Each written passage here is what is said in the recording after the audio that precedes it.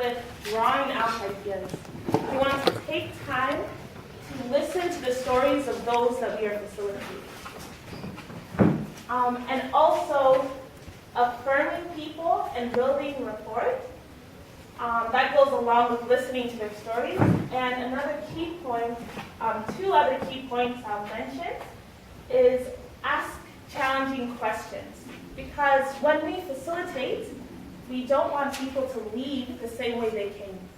So ask challenging questions to be able to understand the root cause, the root problem, or whatever it is you're trying to facilitate. And most importantly, walking humbly with God. Because God is the one that allows us to facilitate properly. He gives us the wisdom to know what to say, what questions to ask. And so I could say, we believe that this is the most important one, the walking humbly with God. Does that make sense? Yes. Okay. And some attributes of a good facilitator, which you guys covered a lot of them. You had understanding the subject matter.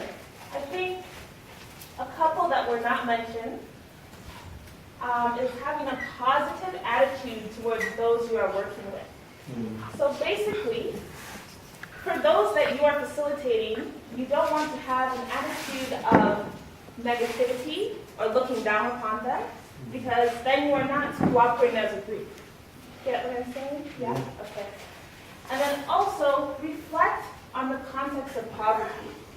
So when you are, let's say, you are working a farming group, a lot of you guys are farmers. Don't only think of, let's say, the material, but also the context around them. So maybe one of the things they're facing is lack of water. Could it be because of droughts or some government policy, whatever it may be. So it's important to reflect and to understand as fully as you can their context. Yeah? And very important is to be a good listener. That is key to facilitation, because, like we said, we are not telling people what to think, but we're drawing out ideas. And so in order to draw out ideas, you have to listen, and so you know. Yeah? Yeah? Okay. Rehearse in a small group before, if you can. That always helps. Practice makes perfect. So that always helps. And another thing is to be mindful of cultural context. So, for example, like me, I'm here, new culture, and so I would be mindful, let's say, of how I dress when I go to facilitate, because I wouldn't want to turn people away, or sometimes when you're not mindful of the different cultural contexts, you end up doing more harm than good. Yeah? And then I think another one that wasn't mentioned is to take risks with the facilitation. Sometimes you may have to go off script. Sometimes you may have to talk about something that you did not prepare for, and that's okay.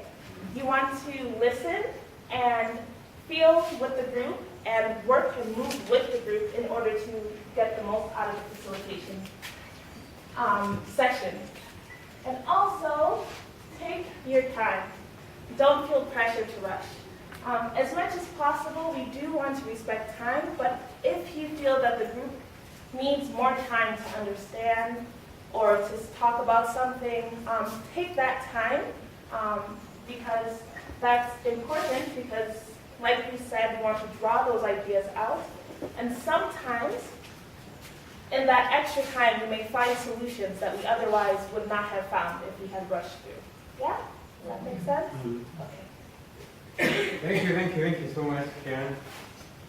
Don't go on a vizuri. Ni kweli. Fanya ya.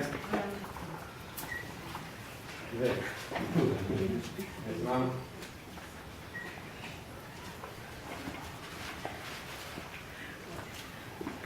Mama.